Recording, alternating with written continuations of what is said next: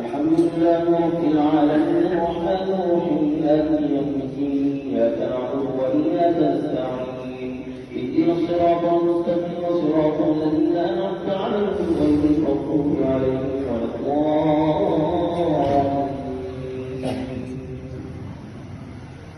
واعلموا أنما غنمتم من شيء فأن لله خمسه وللرسول ولذي القربى واليتامى والمساكين وابن السبيل إن كنتم آمنتم بالله وما أنزلنا على عبدنا يوم الفرقان يوم التقى الجمعان والله على كل شيء قدير.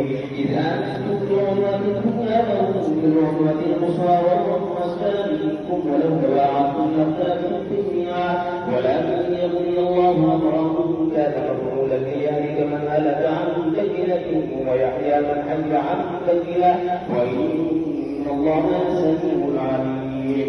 إذ يريكهم الله في منامك قليلا ولو أراكم كثيرا لفشلتم ولتنازعتم في الأمر ولكن الله سلم إنه عليم بذات الصدور.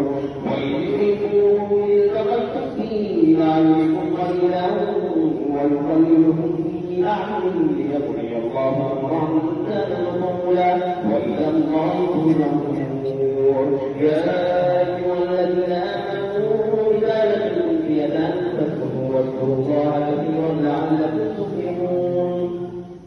وأطيعوا الله ورسوله ولا تنازعوا فتفشلوا وتذهب ريحكم واصبروا إن الله مع الصابرين. ولا تكونوا كالذين خرجوا من ديارهم بطرا ورئاء الناس ويصدون عن سبيل الله والله بما يعملون خبير. وإذ زين لهم الشيطان أعمالهم وقال لا غرر لكم اليوم من الناس وإني جار لكم فلما تراءت الفئتان نكص على عقله وعلى عقبيه وقال إني بريء منكم إني أرى ما لا ترون إني أخاف الله والله شديد العقاب. الله أكبر. اهدنا الصراط المستقيم صراط الذين أنعمت عليهم غير المغضوب عليهم ولا الضالين. إذ يقول المنافقون والذين في قلوبهم مرض هؤلاء ومن يتوكل على الله فإن الله عزيز حكيم. ولو ترى إذ يتوفى الذين كفروا الملائكة يضربون وجوههم وأدبارهم وذوقوا عذاب الحريق ذلك بما قدمت أيديكم وأن الله ليس بظلام للعبيد. كدأب آل فرعون الذين من قبلهم كفروا بآيات الله فأخذهم الله بذنوبهم إن الله قدير شديد العقاب. ذلك بأن الله لم يكن غيرا نعمة أنعمها على قوم حتى يغيروا ما بأنفسهم إن الله سميع عليم.